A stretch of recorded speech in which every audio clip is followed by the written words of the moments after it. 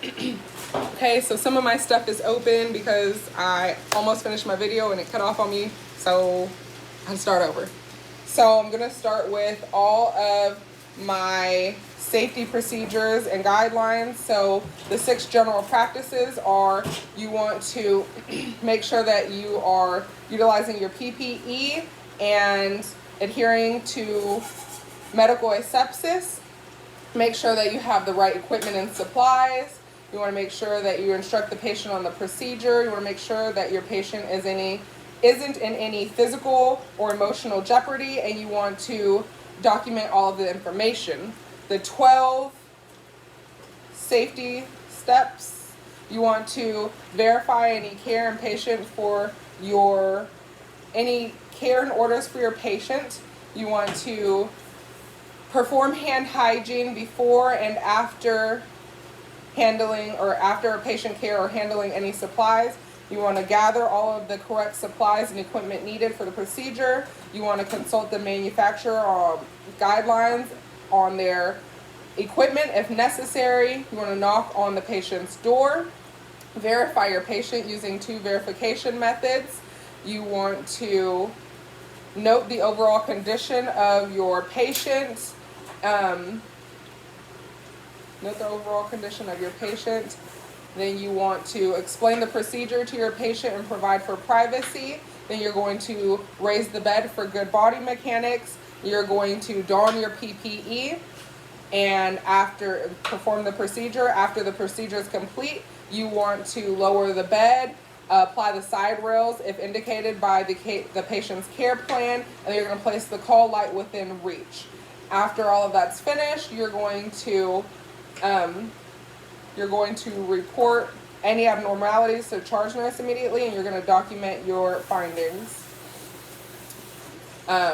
Then you also have your 6 medication rights. So you want to make sure that you have the right medication, the right dose, the right patient, the right route, the right time, and the right documentation. And you want to follow that when giving medication. Okay, so now I'm going to move on to the medication. We are going to do intramuscular and subcutaneous. First, we're going to do intramuscular. The patient was ordered 75 milligrams of Demerol. On hand, we have 50 milliliters per unit, or 50 milligrams per milliliter. And if you do the math on that, which I've already done before, it's 1.5 milliliters. So I'm gonna check the medication against the MOR and make sure that it's the right medication. It is. I'm going to check and make sure that the medication is not expired. It doesn't expire until 2/28. So that is good. And for intramuscular, you want to make sure that you are using a 3 millimeter syringe, and the needle is going to be 5/8 to 1.5 inches long. Also, I have a dull needle or a blunt needle to drop the medication. So I'm going to do that. Pretend this is closed. I don't have a lot of them, so I'm going to use my alcohol swab, and I'm going to briskly clean off my vial, and I'm going to place that there. And I'm going to prep my patient as well. I'm going to use that, pretend I did, because I don't have a lot, sorry. And I'm going to clean the injection site starting from the middle outward and approximately 2 inches outward. So I'm going to start in the middle and work my way out in a circular direction. So I'm going to get rid of that. Now that this has dried, I'm going to remove my 3 millimeter syringe. And by the way, your needle, you want to make sure that your needle is, I said, 5/8 to 1.5 inches long, but you also want it to be 20 to 25 gauge, which I have a 23 gauge. So I'm going to take only the syringe out, and I'm going to twist on my blunt needle, and with my vial on a flat surface, I'm going to remove the cap, and I'm going to draw back 1.5 milliliters of air, and I'm going to inject that into the vial. And while I'm holding the plunger down still with my middle finger and my thumb, I'm going to invert the vial. Yeah, I'm going to invert the vial, and I'm going to allow the air to push the medication in, which it's not really doing, but you can gently pull back on the needle to get 1.5 inches, 1.5 milliliters.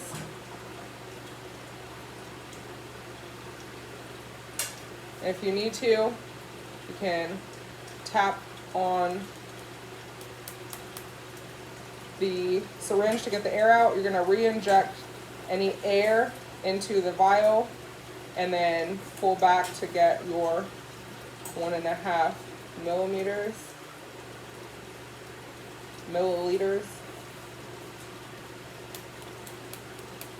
I need a pen. This one's for you, Miss Pfizer.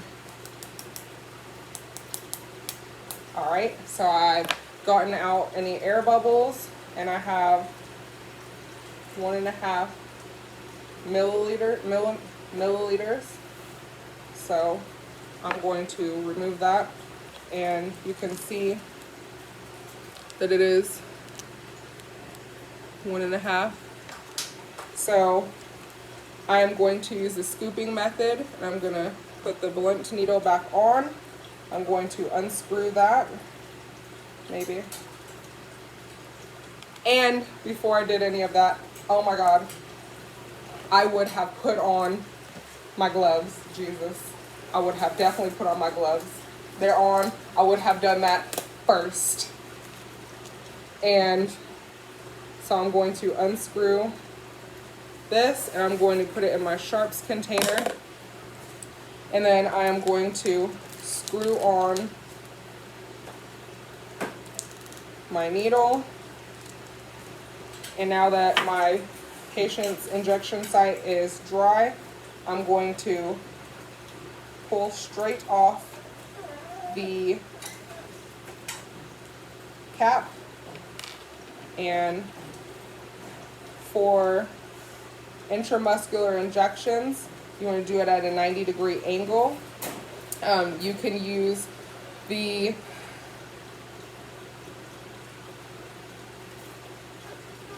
outer aspect of your hand. What is it called? This side of your hand. What is it called? And you're going to pull down or to the side 1 to 1.5 inches for Z-track. So we're going to pull it aside, and you're going to go at a 90-degree angle, smoothly in,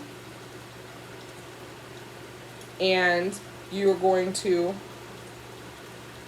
keep your hand there. You're going to aspirate and make sure that you don't get any blood. If you don't, then you're okay to continue with your injection. So 5 to 10 seconds, I'm going to administer the medication slowly and smoothly.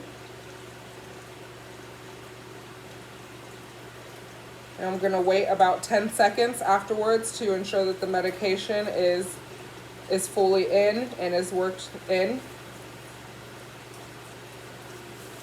And I would have had the alcohol pad in my hand, my fingers, so that I can put it on after. So I'm going to remove that now. Engage the safety, and I'm going to place the cotton swab on the location for about 10 seconds after. I'm not going to massage or rub.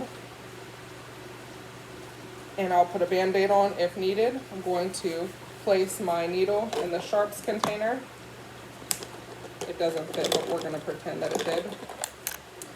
And then I am going to remove my gloves. And I'm going to wash my hands. I'm going to do all of the safety procedures that I initially said I would. Lower the bed, call light, bed rails. I'm going to wash my hands. I'm going to document and all of my information. So I'm going to move on now to the subcutaneous injection, which I have all my stuff right here. I'm going to have to use the same vial. I'm going to pretend that it was closed. Okay, for subcutaneous injections, we want to use a 3/8 to a 5/8 inch needle, which is going to be 25 to 27 gauges. And you're going to use a 1 milliliter syringe, like a tuberculin syringe. And our order is for heparin, which was our Demerol, but is now our heparin. And the order was for 6,000 units. We have 10,000 units per milliliter on hand, and that will carry over, once you do the math, to 0.6 milliliters, which is why we're using a small 1 milliliter syringe. And normally you would change the needle out to get the medication, but this needle does not come off, so we're just using this one. There are 3 locations for your subcutaneous injections. You have the outer posterior of the arm, and then you have your abdomen, below the costal margins, and above the iliac crest. And then you have the anterior aspect of the thighs. Today we're going to use the arm because it's just easy to get to. So of course, with medication you want to follow all of your safety precautions. So I'm going to wash my hands. Okay, hands are clean. We're going to apply our gloves.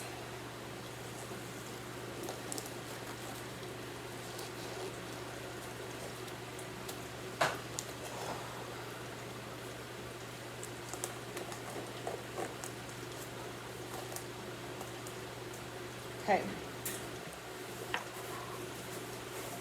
So we are going to first take our alcohol swab, and we're going to check our heparin. We're going to check it against the MAR and make sure that it's the right medication. And we're going to make sure, which it is, we're going to make sure that it's not expired. It doesn't expire until 2/28, so we're all good there. So I'm going to take the lid off. I'm going to take my alcohol swab. I'm going to briskly and firmly clean the top of the medication vial. Once that is finished, I am going to also prep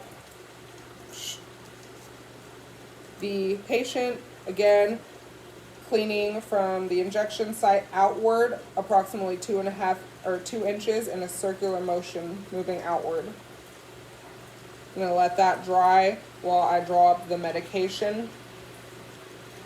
So to make sure that I have the right needle and syringe.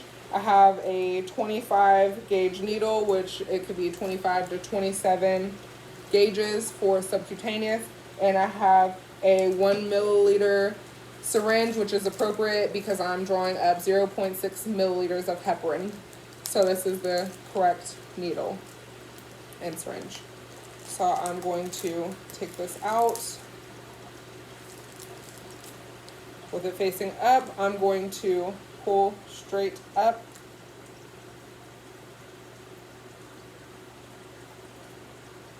did I do this wrong? There we go. I have pulled that. Pull straight up. And then I'm going to put the needle into the heparin. Well, first I'm going to draw back 0.6 milliliters. And then I'm going to inject the needle into the vial.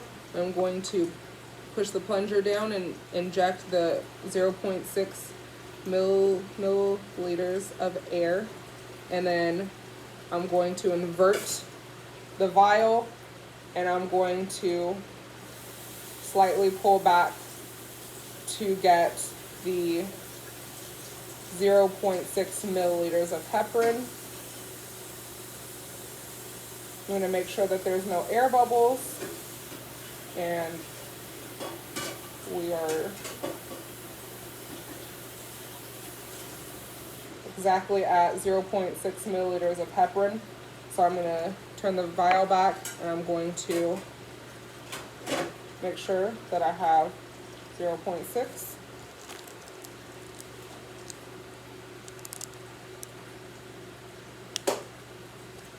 And so I am going to inject this at 45 or 90 degrees angle. You could do,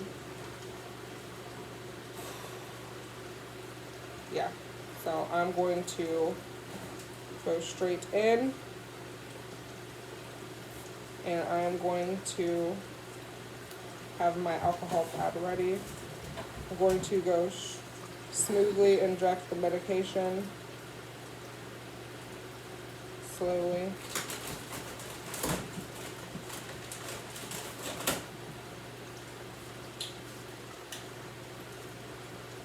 And then straight out. I'm going to use the scooping method. Held that, no rubbing or massaging it in, so it's not bleeding, which is good. So I'm going to use the scooping method to put the cap back on. And then I'm going to put it into my sharps container. Ooh, that one fit.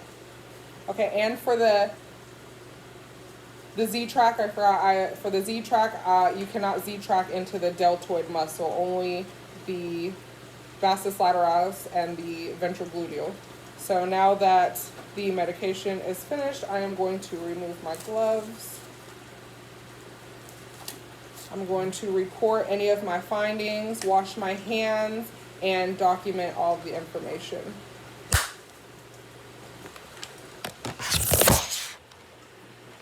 Hold on, let me make sure I didn't forget anything. Don't clap yet, hold on.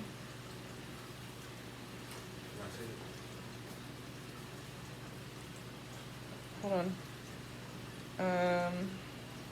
Yeah, I think that's everything. If not,